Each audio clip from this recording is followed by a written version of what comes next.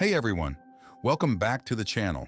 If you're new here, buckle up for a dive into the strange and fascinating corners of history, mythology, and the unknown. Today's adventure takes us to a crossroads between a revered deity and a demonic entity, Baal or Baal. Baal or Baal bridges the gap between revered deities and demonic entities. He was Baal, a powerful Canaanite god of fertility, rain, storms, and good harvests in his earliest form. Worshipped by civilizations like the Sumerians, Babylonians, Phoenicians, Israelites, and Egyptians, the name Baal itself meant lord or king, reflecting his prominent role in these pantheons. He was often depicted as a powerful man with a bull's head and feathered wings, wielding lightning like Zeus, or as a mighty idol like a brazen bull or a golden calf. Centuries later, demonology transformed Baal into Baal, a king of hell. Depictions of Baal became wildly inconsistent. The Lesser Key of Solomon describes him as a king with a hoarse voice, ruling 66 legions of demons and appearing as a cat, toad, man, or a combination of all three. The Pseudo-Monarchia Daemonum depicts him with the same three heads, but adds spider legs. The Dictionnaire Infernal gives him dominion over the East and associates him with invisibility and knowledge. Baal's power set is equally inconsistent. Some sources say he grants invisibility and wisdom, while others add necromancy and control over 250 legions of demons.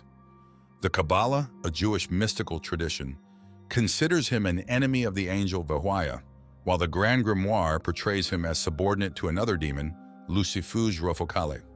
The debate surrounding child sacrifice to Baal is complex. Many sources condemning the practice come from rival religions or cultures, potentially biased against Baal worship. Some scholars believe that practices like cremation near Baal's altars were misinterpreted as child sacrifice. Another theory suggests that remains associated with Baal worship reflect the high child mortality rate in those times. The Bible portrays Baal as a constant thorn in the side of Yahweh, the God of the Israelites. Baal's allure threatened the Israelites' covenant with Yahweh, becoming a recurring theme throughout the Old Testament. In a dramatic showdown, 1 Kings 18, Elijah challenges the prophets of Baal to a public demonstration of their God's power. The prophets of Baal plead and even self-harm all day in vain, receiving no response. In stark contrast, Elijah calls upon Yahweh, and fire descends from heaven, consuming his offering. This story decisively highlights Yahweh's superiority in the eyes of the Israelites.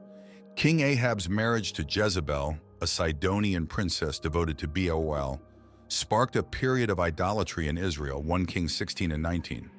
Jezebel's influence led Ahab to erect altars to Baal and even kill prophets of Yahweh.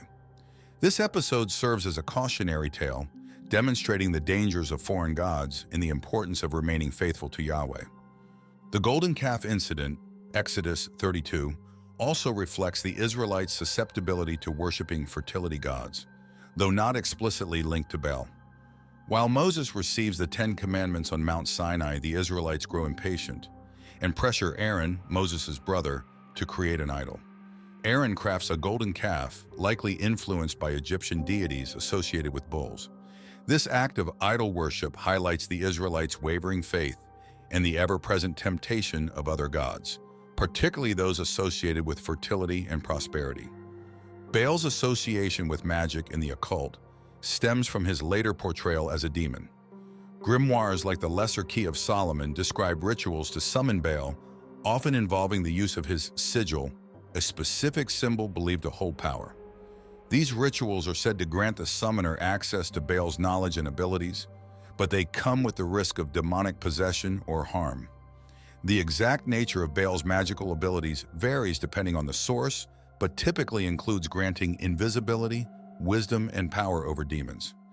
Baal's transformation from a revered god to a feared demon reflects the evolving beliefs and anxieties of humanity. The Bible's portrayal of Baal as a rival to Yahweh highlights the religious clashes in the ancient world. The lack of consensus surrounding Baal's demonic form in later demonology further underscores the absence of a unified belief system about demons.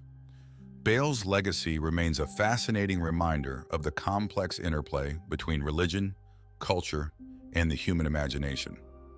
All right, folks, that's all we have time for today on the fascinating and complex figure of Baal. The inconsistencies surrounding his form and abilities are truly wild. But imagine if you could summon Baal. What would you ask him?